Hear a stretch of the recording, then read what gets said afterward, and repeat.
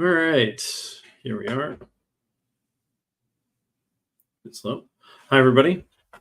How's it going? Today is the 19th of October, 2023. I'm your host, Philip Kripe. This is Hashed Out Daily Crypto News with Cryptopolitan.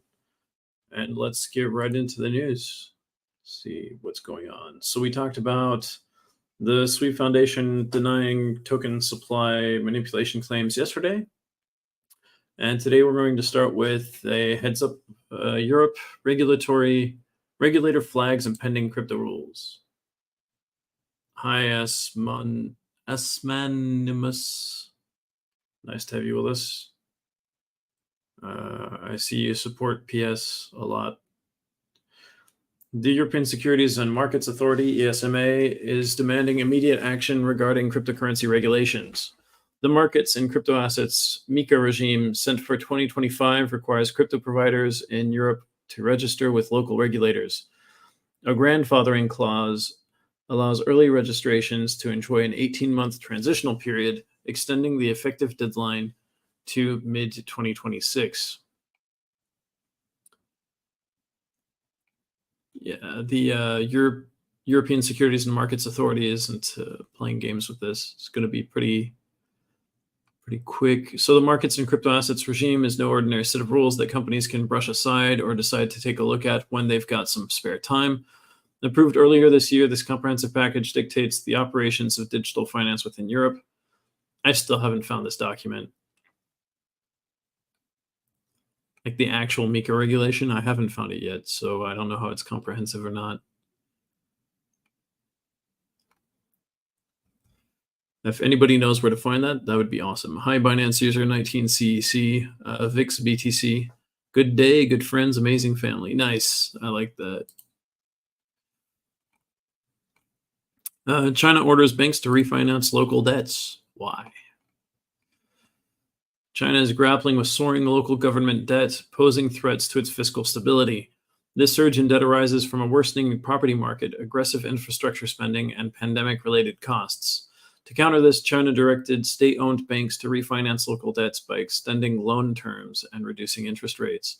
This reminds me, I looked at the countries with the most debt, one of the shows before, and I think I remember seeing China had the most debt.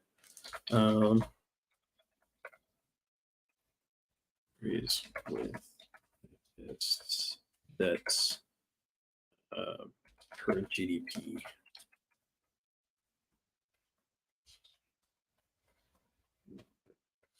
There.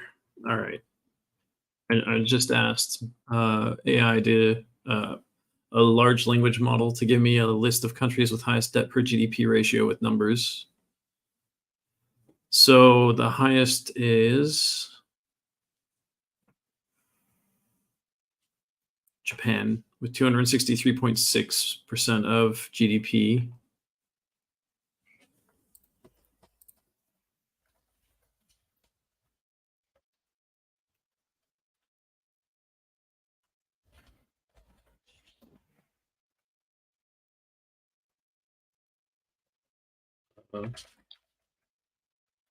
It's above.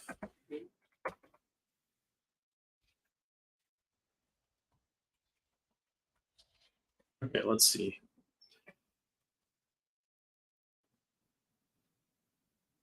I asked it to list all countries above 100% of their GDP in debt. So far, it gave me Japan 263.6% of their GDP ratio in debt. That means all the money that the country makes a year, it would take over 2.5 years of no one eating anything, no one spending anything on themselves to pay off the Japanese national debt. Greece is at 181.8%, Italy 150.8%, Portugal 127.3%, Spain is at 117.2%. The US is at 107.3%, and China's debt is at 77.1%. So their debt's causing them problems, but it's the local debt. It's not the national debt that is causing problems. So let's see. The national debt could go up if they have to bail out the different regions that are in debt as well. So,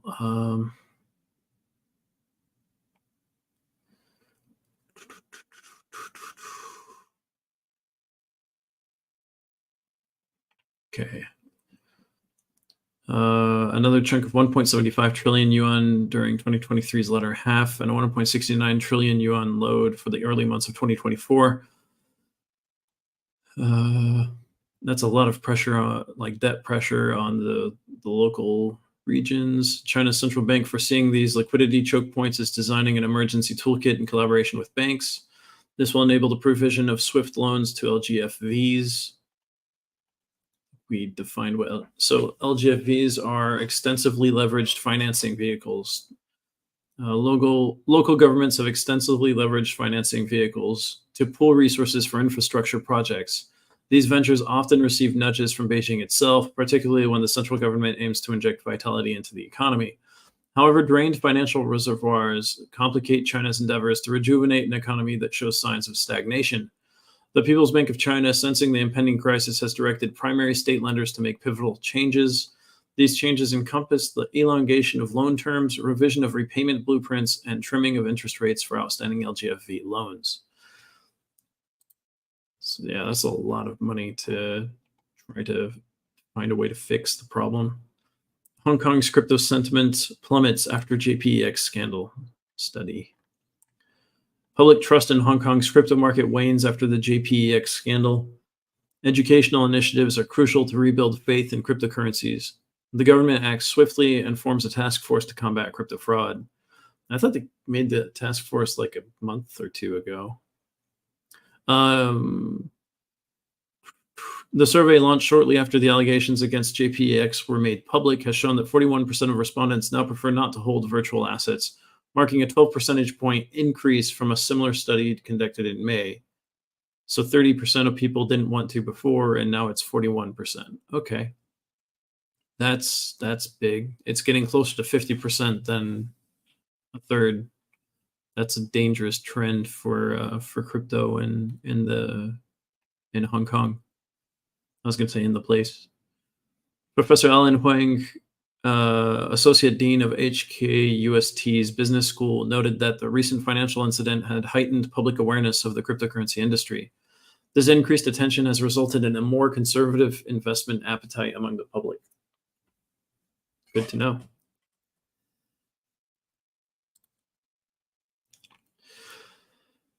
Coinbase's push for regulation hits roadblock as Hamas exploits crypto. Coinbase's lobbying efforts were hindered by Hamas's crypto use. Berenberg analysts maintain a hold on Coinbase stock. Cryptocurrency's legal status faces uncertainty amid Hamas controversy. Yeah, the fact that actual terrorists are using crypto is kind of scary. If you're trying to regulate it, gives you more questions to answer. EU's crypto tax game-changing move. Let's check it out. EU's new crypto tax directive boosts collaboration. Comprehensive coverage includes NFTs and stablecoins. Aims to reinforce economic union. Crypto tax, huh? In a significant move to address the challenges posed by the rapid digitalization of the economy, the Council of the European Union has adopted a directive aimed at enhancing cooperation among national taxation authorities, particularly regarding crypto assets transactions. This directive represents a pivotal moment in the EU's regulatory approach to cryptocurrency, emphasizing the need for improved tax compliance in the growing crypto sector. Here's what you need to know about this new development. The EU has taken proactive steps to bolster cooperation between member states' tax authorities by adopting a new directive. This directive signifies a notable shift in the regulatory landscape of the EU's approach to crypto assets. It brings about comprehensive amendments to the EU's rules on administrative cooperation and taxation. The central aspect of this directive is the inclusion of crypto assets within its scope. The directive expands the registration and reporting obligations, promoting overall administrative collaboration among tax administrations. The EU recognizes the unique challenges posed by the decentralized nature of crypto assets, particularly in ensuring tax compliance across borders. To address this, the directive mandates the automatic exchange of information between tax authorities, with reporting crypto asset service providers being obligated to furnish this data. Okay, so expect your exchanges to have to give them all their information. Hi, Rashid, 2028. You're ahead of your time. Nice to have you with us.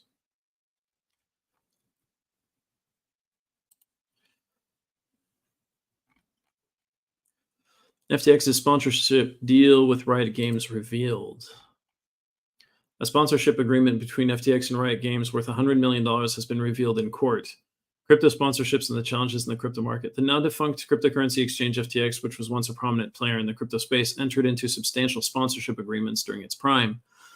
These agreements have now recently come to light during the legal trial of FTX's founder, Sam Bankman-Fried, who is facing charges that include wire fraud, securities fraud, money laundering, and a few other things. Among these sponsorship deals was a significant agreement with Riot Games, the developer of the popular game League of Legends, which I used to play. I used to be a Zenzel main. Anyhow, the developer of the popular game League of Legends, which promised Riot nearly $100 million as part of its sponsorship of the League of Legends Championship Series esports competition. That doesn't actually surprise me that much. Like, if you want to get like young people interested in what you're doing, that could be one way to do it. Ethereum holders opt for LSD Fi yields. The Ethereum LSD Fi sector defies expectations with 60x growth since January. $900 million TVL and LSDFI protocols outpacing DeFi. Diva's rapid rise in the LSD Fi ecosystem, a vampire attack on Lido. The Ethereum liquid staking derivatives finance sector has experienced a remarkable surge in growth, with a substantial increase in total value locked and a surge in demand for staking services. Despite the introduction of the Ethereum Shapella upgrade, which allowed for ETH withdrawals, a recent report by CoinGecko has revealed that the LSDFi sector has grown by an astonishing 58.7 times since January. This article delves into the significant developments in the LSDFi sector, highlighting key insights from the report. The data report paints a clear picture of the LSDFi sector's impressive growth.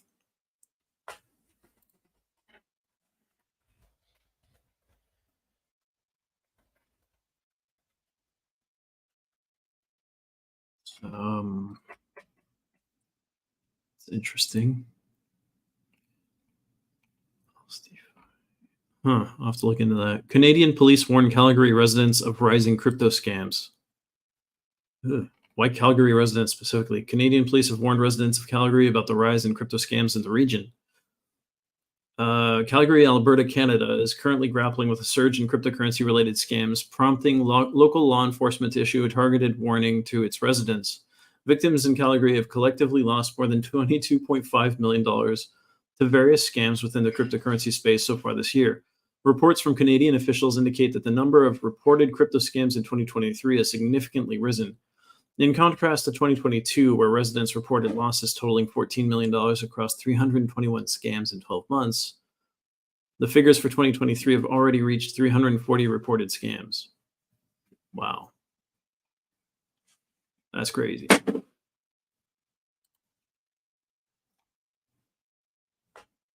Things are falling over here. It's fine. Let's see. Revealed Bankman-Fried's high-profile meetings before FTX collapse. Former FTX CEO Sam Bankman-Fried is on trial facing fraud charges. We talked about that. FBI's Richard Busick provided evidence of Bankman-Fried's meetings with political and business figures. Records show Bankman-Fried met with former President Bill Clinton and New York Governor Kathy Hochul in September.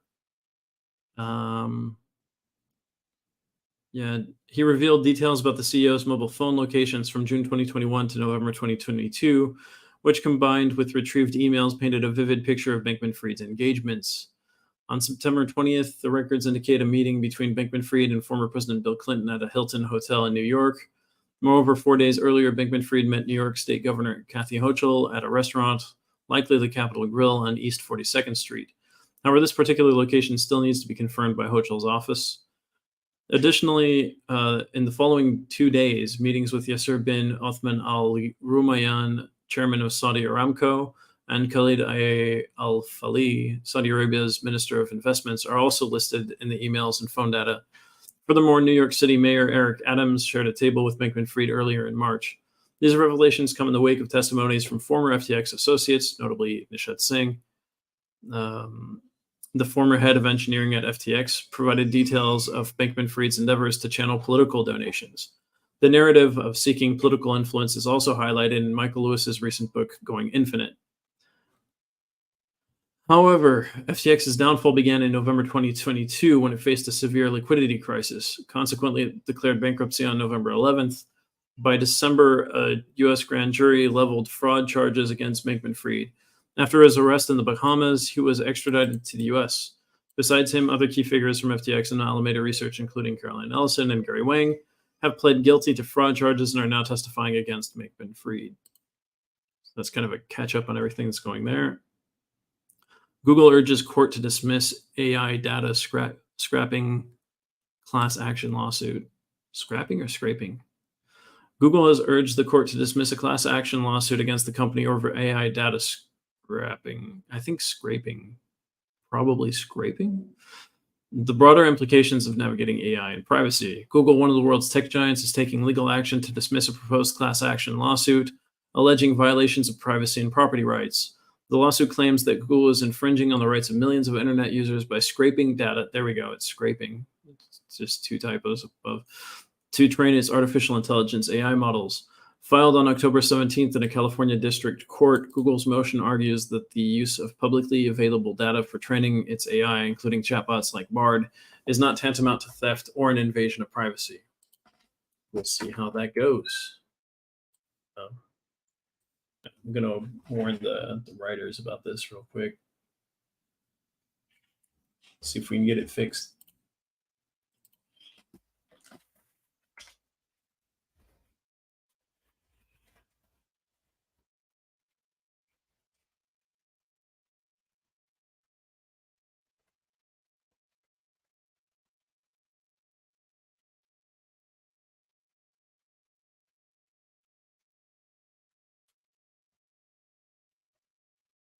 Alrighty.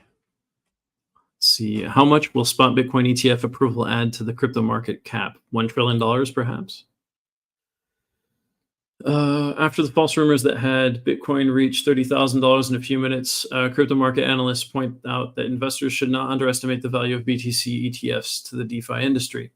CryptoQuant points to an additional $155 billion to the overall crypto market cap that could grow over $900 billion, peaking at $1 trillion. Also, the BTC ETF approval could get BTC to overlap its all-time high price, reaching $73,000. That's good to know. That's a lot of money. SBF dined with Eric Adams at the New York City mayor's go-to Italian restaurant. As the ongoing SBF case unfolds, the FBI trial testimony links him to the New York City governor, Kathy Hochul, and New York City mayor, Eric Adams. We talked about this. They dined at the Osteria La Biba Italian restaurant in March 2022, him and the mayor of New York City. Court evidence shows that Bankman-Fried was in demand before the fall of the FTX firm. The Bahamian prime minister had asked SBF to give his son advice on a non-fungible token project. The ongoing case reveals SBF connections to big money people like Morgan Stanley, George Soros, and Saudi Arabia's finance minister Khalid Al-Falih.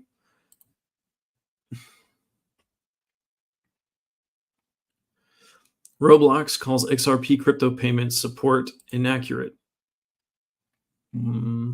Reports have it that Roblox is not adding Ripple's XRP token despite the rumors rapidly spreading claims of listing the digital currency. The current Roblox and XRP rumored reports clearly show the effect false reports have on the highly volatile crypto market. Roblox explains that its design isn't meant to support crypto transactions. Of the many reasons Roblox declined to support XRP include its gamer audience, which includes minors, like mostly minors. Bank of America's unrealized losses hit $131.6 billion on securities. With the ongoing inflation, Bank of America has reported its unrealized losses that total a staggering $131.6 billion on securities. Unrealized losses happen when the investment value of an asset drops below its initial purchase price. Bank of America disclosed that it had $603 billion in securities that were awaiting maturity. a drop of $11 billion from $614 billion in 2022.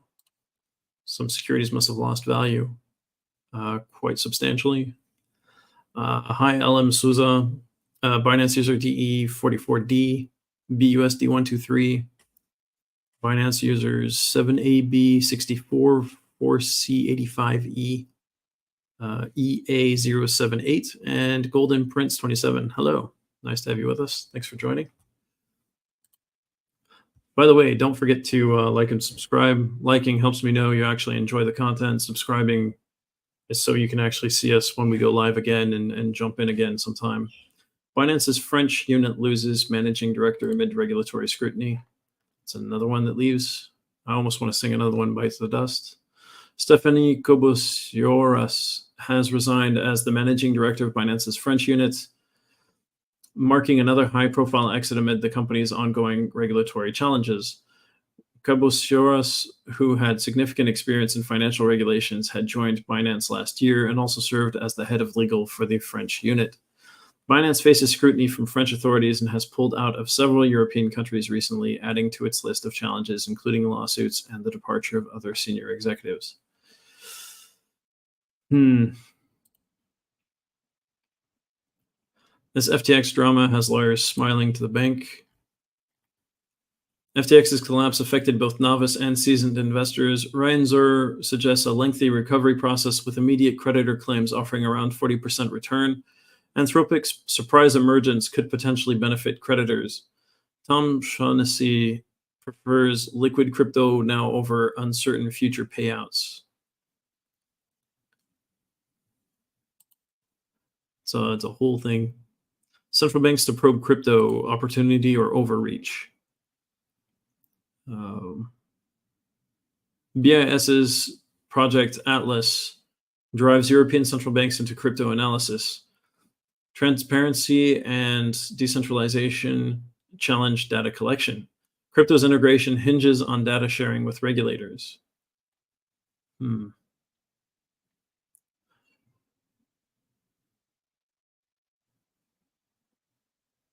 But as central banks are seeking clarity in a world known for its opacity, we must ask, are they genuinely looking for answers, or is this just another power grab in an ever-changing financial landscape?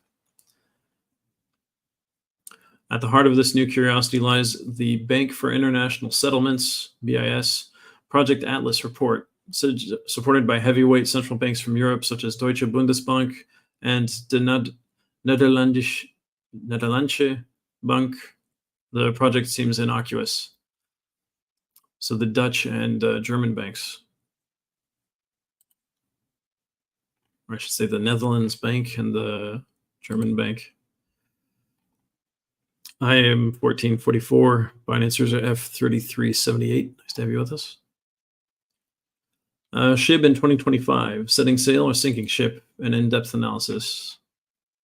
Despite high expectations, SHIB has struggled recently, particularly after the Shibarium Layer 2 network launch. Finders experts forecast a 600% price increase by 2025, but this still won't surpass SHIB's 2021 all-time high.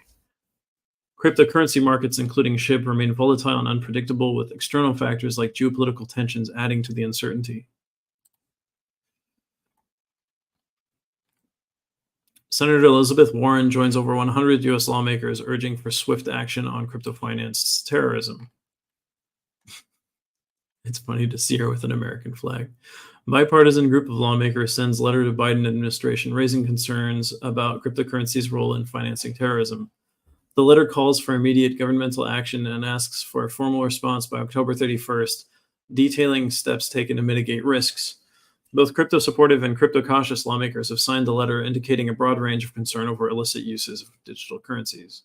That makes total sense. Nobody wants to give money to mass murderers. The SEC's Gensler weighs in on pending Bitcoin ETF applications. Details. So what's he saying now?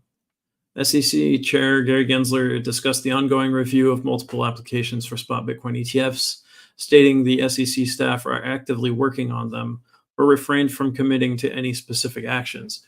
The SEC initiated additional proceedings last month, leading to at least another month of delay in the decision-making process for proposed Bitcoin ETFs from asset managers like BlackRock, Invesco, Valkyrie, and Fidelity.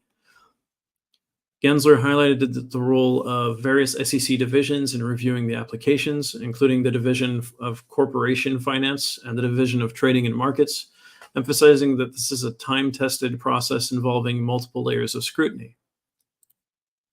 So it's going to take time. Got it. Vitalik Buterin's $15 million crypto transfer. What's the play? Vitalik Buterin transferred $14.9 million in USDC to the Gemini cryptocurrency exchange. The transfer spurred rumors, but Buterin clarified he's donating for charitable purposes, not selling Ethereum for personal gain. How the UK became the crypto king of Europe. Let me guess, Brexit? The United Kingdom dominates as the top cryptocurrency hub in Central, Northern, and Western Europe. So we're just missing Southern Europe and Eastern Europe. Within a year, the UK handled $252.1 billion in crypto transactions, outperforming regional peers like Germany and Spain. Globally, the UK ranks third in crypto transaction volume, trailing only the US and India. So is it only dominating Central, Northern, and Western Europe, not just all of Europe?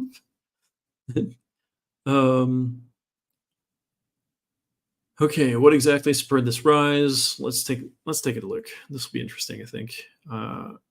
High Domino 741, Anonymous Kia, Binance User 58D7C, and BUSD 123, SR Sabir Rahman 21. Nice to have you guys with us. Between July 2022 and June 2023, the CNWE region witnessed crypto transactions that contributed to a whopping 17.6% of the world's total. This amounted to an estimated value of a staggering $1 trillion. Out of this considerable sum, the UK alone handled an estimated $252.1 billion in cryptocurrency transactions in that year. To put it in perspective, the country's nearest competitors, Germany and Spain, oversaw dealings worth around $120 billion and $110 billion, respectively, during the same time span. But it wasn't just about outperforming regional peers. On the global front, the UK secured a commendable third position, following only the United States and India in crypto transaction volume.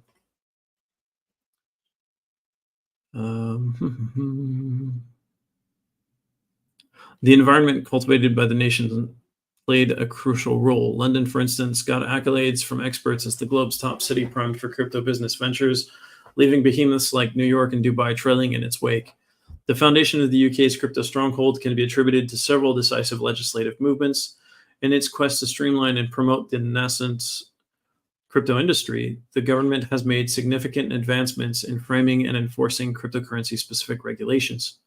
One of the UK's crowning achievements in this realm was the progressive adoption of the Financial Services and Markets Bill. This crucial piece of legislation not only incorporated crypto assets into the existing financial services framework, but also paved the way for the structured regulation of stablecoins like Tether. However, the UK's crypto regulatory journey didn't halt there. In 2023, the country witnessed the enforcement of the financial promotions regime by the Financial Conduct Authority. This was an impressive move towards establishing clear standards for crypto businesses, ensuring promotions were both transparent and in the best interests of potential investors. A month earlier, in September 2023, the UK adopted the Crypto Travel Rule, mandating crypto-based businesses operating in the region to maintain detailed records on specific crypto asset transfers, ensuring further transparency in the sector. It's interesting.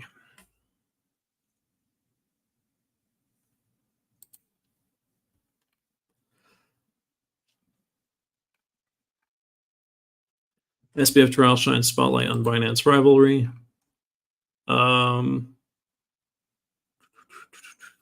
Testimonies shed light on the intense rivalry between SBF's FTX and Changpeng Zhao's Binance. A year prior, FTX and Binance dominated the crypto sector, holding 46% of spot trading market share. And it looked like FTX tried to bribe people, to, like regulators and stuff, to go after Binance. Met Police unmasked crypto's role in crime syndicates. That's Metropolitan Police in London, I believe. Met Police highlight cryptocurrency's central role in organized crime. A specialized team of 40 experts at Met investigates crypto-related offenses. Despite digital currency value fluctuations, crime rates remain consistent.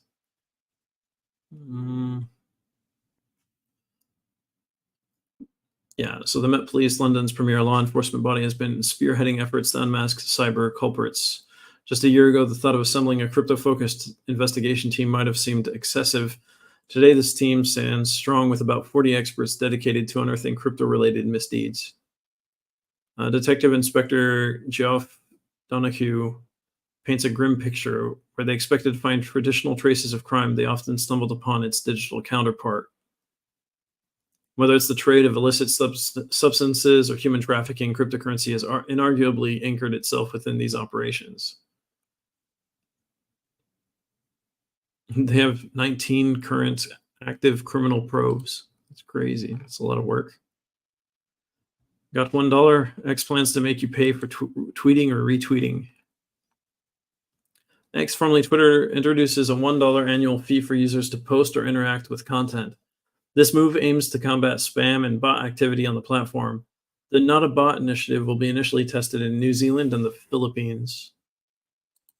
That's a strange place to, I guess those are easy places to start.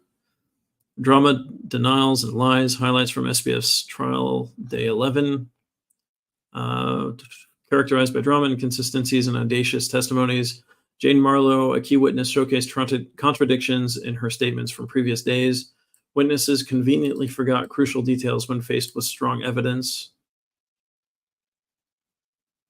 Wow.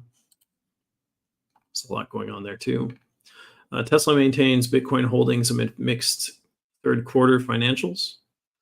That means they may expect it to go up in value, and so they're holding it rather than selling it to cover expenses. Coinbase rolls out perpetual futures trading outside US. Coinbase Advanced introduces global perpetual futures trading, excluding the US. Investors can use USDC to trade contracts for Bitcoin, Ether, Litecoin, and XRP with varying leverages. The new service is currently available only on the Coinbase Advanced webpage, with mobile trading coming soon. The move comes after regulatory approval from the Bermuda Monetary Authority. Interesting. Doctor caught red-handed, how the FBI cracked the Bitcoin murder plot. Georgia-based physician Dr. James Wan pleads guilty to orchestrating a murder-for-hire plot using Bitcoin via the dark web. Wan attempted to hire a hitman to stage a carjacking accident to kill his girlfriend, but failed in execution due to incorrect Bitcoin transactions. Despite multiple attempts and $16,000 in Bitcoin, the FBI thwarted the plan, and Wan is now awaiting federal sentencing in January 2024. Why would you want to kill your girlfriend? What? Transferred 50% down payment equivalent to around $8,000 in Bitcoin to an escrow wallet. Unfortunately for him, the transaction faltered as the funds reached an incorrect address. Undeterred, he transferred another $8,000 a week later to ensure the operation's continuation. Additionally, Wan became restless, probing the marketplace's forum with questions about the timeline and progress of his grim requests. Although he thought he was taking all the necessary steps for a faultless plan, his endeavor faced a crucial obstacle. His inquiries and transactions did not go unnoticed. Carrie Farley, special agent in charge of FBI Atlanta, lauded the exceptional work of her team in averting this heinous plot, ensuring that Wan would face the repercussions under the full might of the criminal justice system. Why would you face like life in prison or something for a Nevada woman received a 5-year prison sentence for a similar plot involving her ex-husband. It seems that the pseudonymous nature of Bitcoin is attracting a nefarious clientele, believing it provides a sanctuary from detection and prosecution. Yikes. Sometimes people are just crazy, I guess. All right, let's see. What do we have here? Sanctioned but unstopped. Is Russia using Garantex to politically distract from its Ukrainian stalemate? When it comes to global politics, the money trail can be just as telling as military maneuvers. While most eyes are on Russia's military actions in Ukraine, another story is quietly unfolding, one that also has Russia at its center, but is happening far away in the Middle East. So this isn't about tanks or soldiers. It's about cryptocurrency and a Russian crypto exchange called Garantex. This company is suspected of sending a lot of money to groups that the world considers dangerous. Why does this matter? Well, as Russia feels the squeeze from economic sanctions due to its actions in Ukraine, it looks like they might be trying to stir up trouble elsewhere as a distraction. So let's dig deeper. And Garantex is a Moscow-based crypto exchange. It's come under scrutiny for this. Researchers from Elliptic identified a financing scheme where the exchange was instrumental in moving funds to Palestinian Islamic Jihad. The money, shrouded in the anonymity of blockchain technology, flowed through digital channels before reaching the hands set to trigger unrest in Israel. One thing, there's a whole thing about the High Smoke NFT and Consti2 finance official BSD123.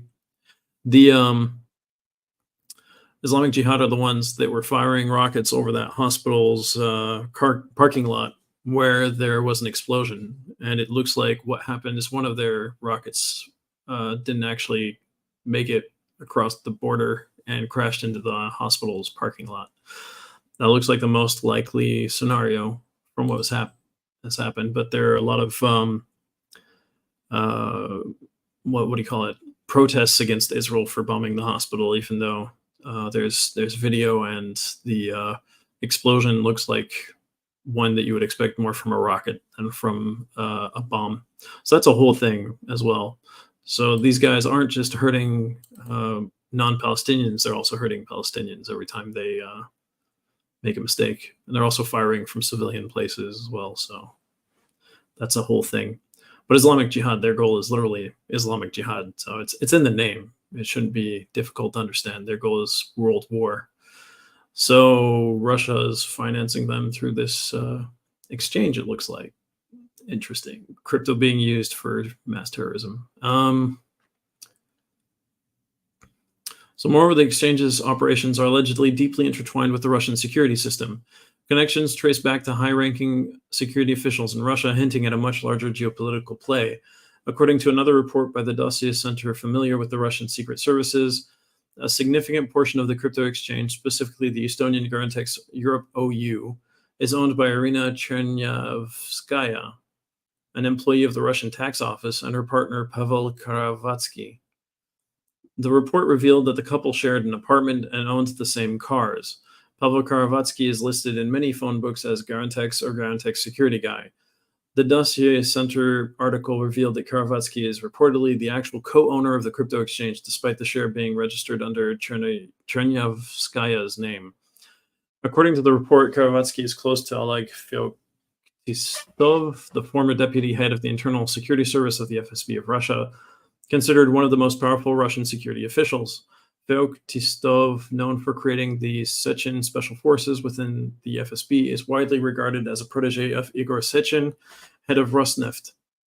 Karavatsky graduated from the Moscow University of the Ministry of Internal Affairs and previously worked as a security guard in RRDB and Paris Vet banks associated with Feoktistov. It is important to know that the United States imposed sanctions on Garantex to prevent Russian citizens from bypassing financial restrictions that were put in place after Russia's full-scale invasion of Ukraine, according to a recent report by the Wall Street Journal. However, despite the sanctions, so a lot of people are actually, like a lot of organizations are actually looking into this and finding the same results through different angles and different means. However, despite the sanctions, sources close to Garantex have revealed that it has become the main channel for Russian citizens to move money in and out of the country. The U.S. government stated that Russian cyber criminals are using the crypto exchange to launder their income. The Wall Street Journal report also revealed that Palestinian militants partially financed their operations through crypto and Garantex in the lead up to the October 7 attack in Israel, highlighting Garantex's growing role as a global conduit for illicit funds. The report reads, digital wallets controlled by Palestinian Islamic Jihad, which joined Hamas in the attacks, received a portion of $93 million via Garantex. The Wall Street Journal report also cited the analysis by researcher Elliptic. Furthermore, clients have reportedly used the exchange to convert their rubles into other currencies. Customers deposit rubles in cash at Garantex offices and receive cryptocurrency, mostly stable coins, which they can then withdraw as hard currency abroad from the exchange's network of local partners. In July, the platform saw customer transactions totaling around $865 million US, which is more than triple what it processed the month it was sanctioned, according to crypto data provider Coin Paprika. Spicy. Garantex was launched in 2019 and is one of Russia's largest crypto exchanges.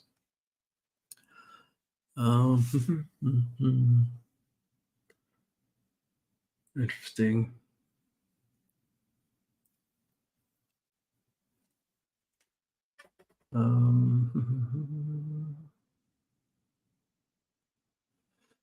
The economic strain Russia is facing is pushing it to alternative strategies. The reports in Garantex throw light on a possible Russian attempt to stir the pot in the Middle East, drawing the world's attention away from Eastern Europe. The facilitated flow of funds to Palestinian extremists amidst Russia's growing isolation raises serious questions. Is this a desperate attempt by Moscow to divert global focus? The orchestrated escalation in Israel could well serve as a smokescreen, providing Russia with a much-needed diversion. So governments are starting to use cryptocurrency for things like this. Tether also froze 32 accounts containing more than $873,000 linked to terrorism and warfare. The surge in transactions on Garantex post-US sanctions also highlights the urgency among certain Russian quarters to keep financial channels open, even if it means fueling discord in distant lands. The story of Garantex is not just about a crypto exchange gone rogue. It's a narrative into Russia's multifaceted geopolitical strategies at a time of intensifying global scrutiny. Amid its ongoing conflict with Ukraine and the consequential economic strain due to U.S. sanctions, Russia appears to be seeking diversification in its international engagements. The alleged financial support to Palestinian Islamic Jihad through Garantex signifies a calculated move to deflect international attention away from its activities in Eastern Europe. This raises concerns about Moscow's intentions to further destabilize the already volatile Middle East as a diversionary tactic, posing a new kind of threat in international politics. And this comes after supporting 4 coups in Africa. So it's a lot. There's a lot going on in this. European Central Bank urges regulatory clarity on DAOs, dive into financial implications. The European Central Bank's paper highlights the transformative potential of DAOs, but stresses the need for a robust regulatory framework to address inherent risks and protect consumers.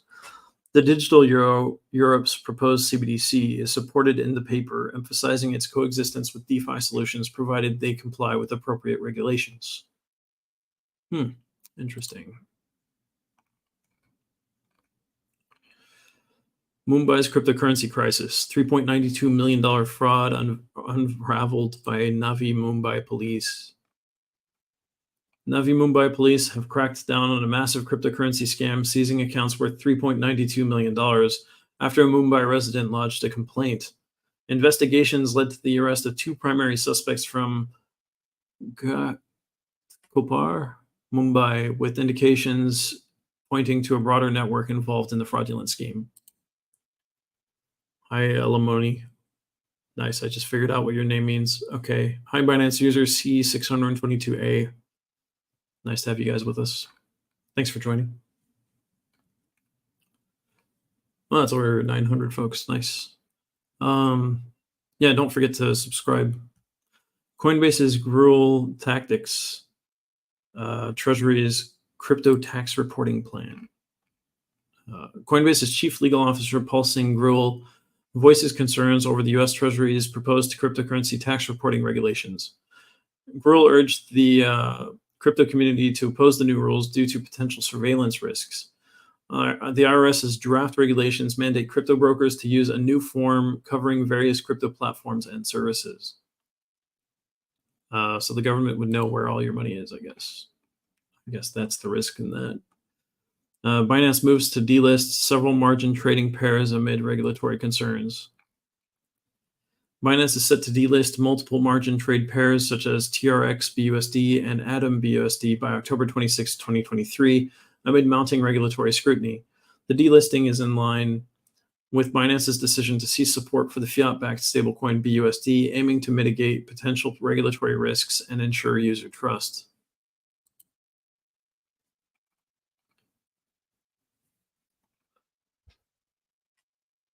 XRP lawyer Deaton unveils SEC shift on spot Bitcoin ETF views. The U.S. Securities and Exchange Commission is showing a changed attitude toward approving a spot Bitcoin ETF. Deaton supports the view that the SEC might no longer lean towards denying Bitcoin ETF applications. According to Deaton, SEC Chairman Gary Gensler's perspective on Bitcoin might not be the main driver of the changed stance. What does he say the main driver is? Deaton's remarks followed a post by analyst Scott Melker, widely recognized as the Wolf of Wall Street. Reacting to Melker's observations, Deaton firmly stated Scott is correct. Moreover, so what did he say? Has recently showcased a noticeable change in its stance toward the much anticipated spot Bitcoin ETF. At the center of these discussions stands lawyer John E. Deaton, a vocal advocate for the cryptocurrency industry. Might present an extensive report full of data or anecdotal evidence to once again deny a spot Bitcoin ETF application. This assumption was based on an earlier SEC decision that faced criticism from the appellate court for being arbitrary. However, Deaton doesn't necessarily credit this shift to a change in SEC Chairman Gary Gensler's perspective on Bitcoin. He noted that while Gensler can still criticize Bitcoin for potential associations with illicit activities, the SEC's recent court losses, including the significant Grayscale lawsuit, likely impacted its stance. Additionally, Deaton mentioned the Larry Fink effect, hinting at the influence of significant institutional players. Gensler prioritizes the opinions of donors and institutions over other stakeholders. Consequently, there's a prevailing belief in the crypto community that Gensler might emulate the paths of former SEC Chair Jay Clayton and former SEC Director Bill Hinman, eyeing roles at leading institutions like Goldman or BlackRock post his SEC term. Significantly, Bloomberg ETF analysts have eliminated the ongoing constructive dialogue between the SEC and Bitcoin ETF issuers. Topics of these discussions encompass crucial aspects like custodial arrangements, adherence to GAAP risk disclosures, and the environmental concerns related to electricity consumption and mining. With these progressive talks, Bloomberg has upped the odds for a spot Bitcoin ETF approval to an optimistic 90%. That's quite high. Let's see. So that's the dark side of crypto, a story of fraud and political transformation in Florida. What's going on in Florida? Brian Butte is currently running for a political seat in Florida on the back of crypto fraud as his motivational base. Butte vowed this month to assist in cleaning up corruption crimes as an election supervisor and became the first candidate for the Florida Forward Party. Florida Forward Party, FFP, okay. Andrew Yang, an American businessman, attorney, lobbyist, and politician, declared the Forward Party as a crypto party and even released an NFT that assisted in launching the Forward Party. That's funny. Does that mean he left the Democratic Party?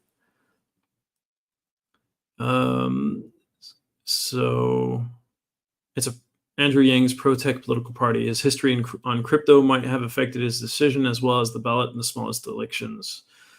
His decision to join the political world comes from the crypto fraud activities that have pushed many in Florida to losses.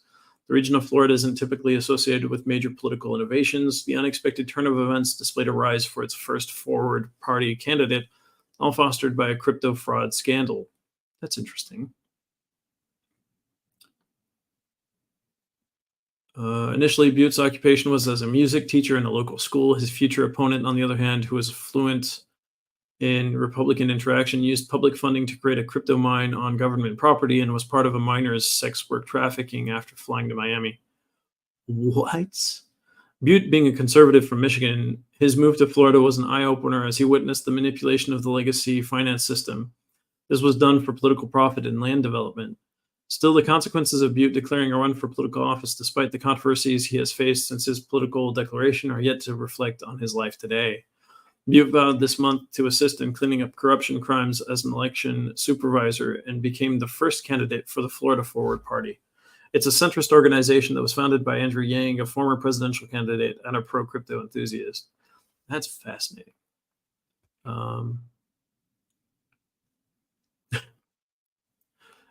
I'm seeing some very interesting people run for office coming November and beyond. Forbes predicts BlackRock and JP Morgan will drive the next bull run. Next bull. Since the crypto winter broke out last year, the industry has been asking when and who will fuel the next bull run. Forbes states that JP Morgan and BlackRock will fuel the next Bitcoin bull market. The Forbes report states that the crypto space will face a huge BlackRock-led earthquake this month. BlackRock has become the first Wall Street titan to employ JP Morgan's blockchain-based collateral segment, Ethereum-based Onyx blockchain. That's interesting. Marathon's digital entrusts Bitcoin holdings to Fidelity Digital Assets. We'll look at crypto prices in a minute. They seem to be around 28,200 and 28,300 the last 2 days. Marathon Digital is diversifying its Bitcoin custody, moving away from a single provider and partnering with Fidelity Digital Assets. With 13,726 Bitcoins and a monthly increase of over 1,000, the firm acknowledges the critical timing of this transition to safeguard its expanding assets. The move follows recent security breaches within the industry, signaling Marathon's proactive stance in strengthening asset protection measures. Yeah, it's a good idea to set up good security before things happen. Afterwards, it's usually too late. The crypto winter thaws. Morgan Stanley Wealth Management weighs in. Since last year, the decentralized finance industry has suffered the worst crypto winter in history. Morgan Stanley Wealth Management points to the possibility of an end to the crypto winter. The Bitcoin halving in April 2024 is set to cause a price catalyst that will send Bitcoin's price higher than its all-time high of $69,000. Denny Galindo, a strategist at Morgan Stanley, notes that the scarcity created by restricting the supply of Bitcoin can affect its price and potentially trigger a bull market. Morgan Stanley Wealth Management states that the end of the crypto winter will be fostered by institutional adoption, growing regulatory clarity, crypto's evolving use case, and the growing market cap. These three things are all happening already a little bit. Gensler highlights SEC's consistent approach to Bitcoin ETFs. Gary Gensler has discussed the status of Bitcoin ETF proposals in the SEC's rigorous review process. Gensler emphasized the SEC's commitment to their longstanding methods and the active role of various divisions in the review process. The SEC did not appeal against Grayscale's court victory, as confirmed by Gensler. Nice. FDIC enhances crypto risk strategy after OIG review. The FDIC is delving into a new crypto asset risk strategy guided by a bottom-up approach started in 2022. By January 2023, 96 financial entities reported their engagement with cryptocurrencies. While the FDIC has begun crafting strategies on crypto risks, it still needs to evaluate these risks' potential impact fully. So the FDIC is the organization that guarantees users' bank funds, basically, that ensures Americans' funds in their bank accounts if something happens to the bank. Let's check out CoinMarketCap and see what's going on with the prices there. Oh, something interesting is, okay, I'm seeing a lot of interesting things right off the bat that changed since earlier. The global crypto market cap is $1.08 trillion. It was $1.09 trillion yesterday. A 0.03% decrease, so it must be very close to the 1.09, because that's what it was earlier today as well. Earlier when I looked today, Bitcoin was at 28,350. Now it's at $28,494.16, up 0.48% over the last 24 hours, up 6.60% over the last 7 days. So we're almost 28,500, which is interesting.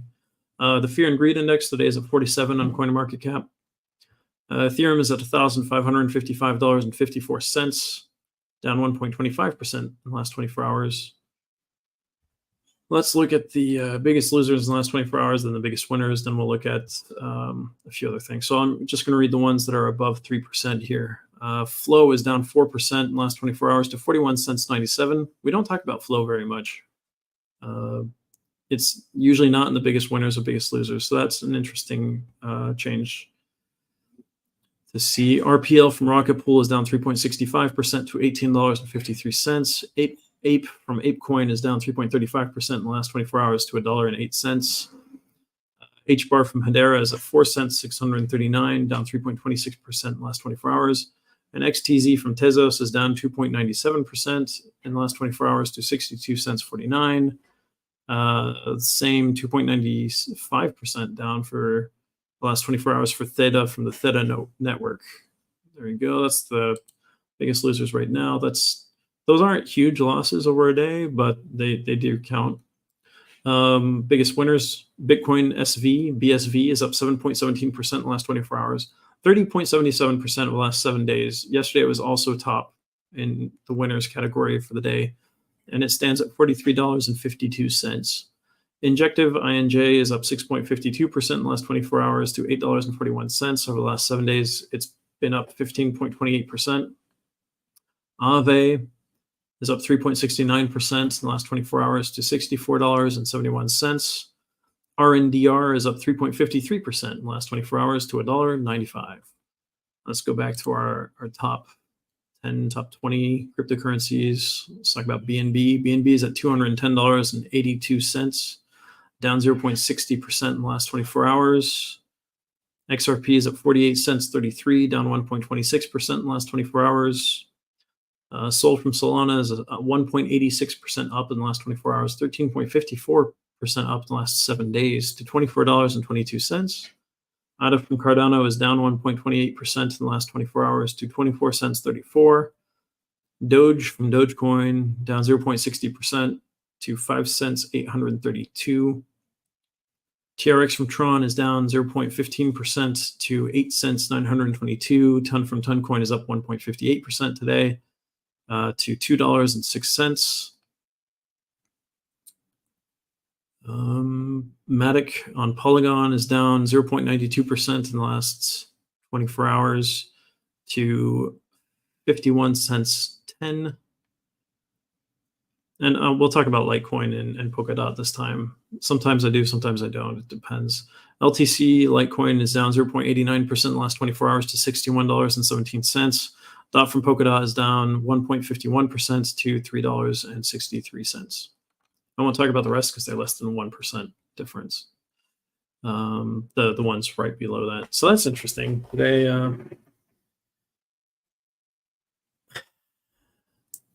yeah, a little bit of uptick for Bitcoin. Maybe it's not as high as the when people said the ETFs had gone through and they hadn't. So it's not $30,000.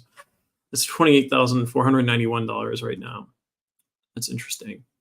Well, thank you for watching. Have a great Thursday.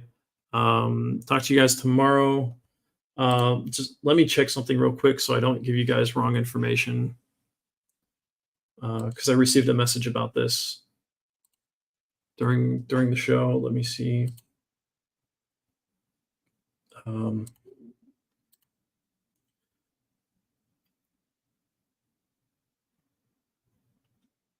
Okay, so tomorrow there won't be an interview. It will be just the news show. Just so you know, this Friday. Tomorrow will be a normal news show. No guests this time, but definitely tune in because we'll see what's going on before the weekend. It'll be nice to have you guys with me on the show. It'll be cool. Yeah. So that's it for today. Have a great Thursday. See you guys tomorrow.